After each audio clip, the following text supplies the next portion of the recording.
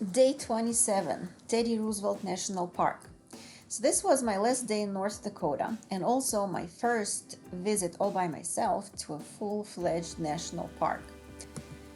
The mandatory selfie with the park sign did not exactly work out. I had to do it from the car because when I pulled up, this guy was grazing right next to the sign and he looked kind of intimidating.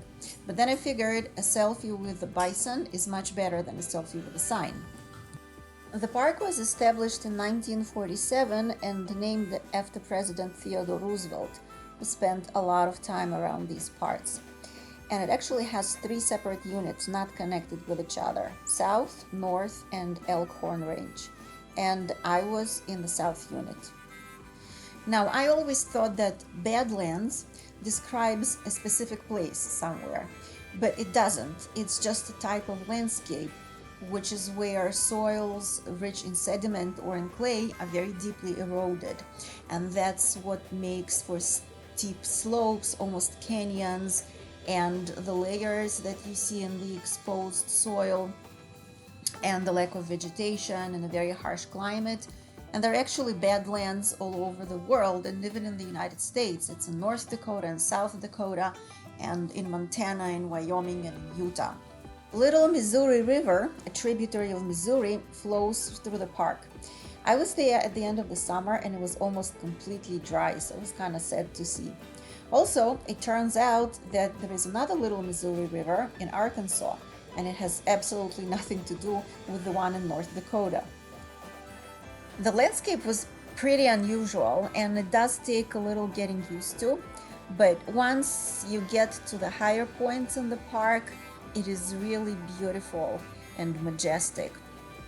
I was on Buck Hill, which is second highest point in the park, 2,800 feet.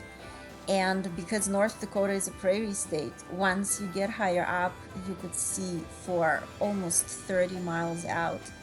And the wind, oh God, it wasn't like really a very windy day altogether.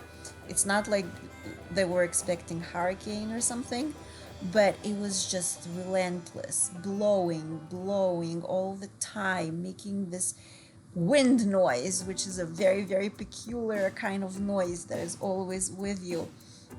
And when you get into the crevices between the hills, it was howling, and there was a storm brewing in the distance. So you see the skies getting really gray and really ominous. So overall, it was a very, very formidable sight.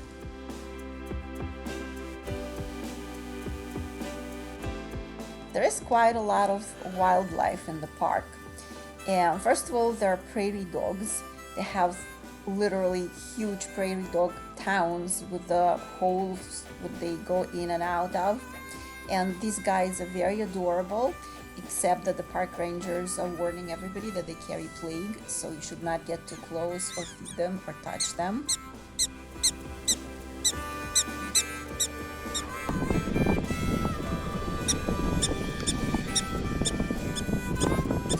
There are wild horses who are descendants of ranch horses that roamed in the park when it was first fenced in and their owners never cleaned them.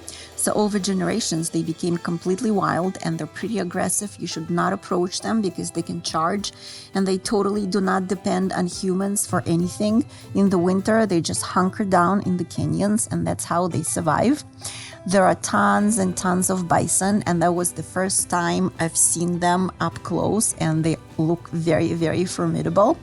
And I also saw this girl traveling with her pet cat, and he seemed to completely enjoy every moment of it. There are signs everywhere to beware of rattlesnakes. I haven't seen any rattlers in the park, but I saw this guy, and that was enough for me. I hate snakes.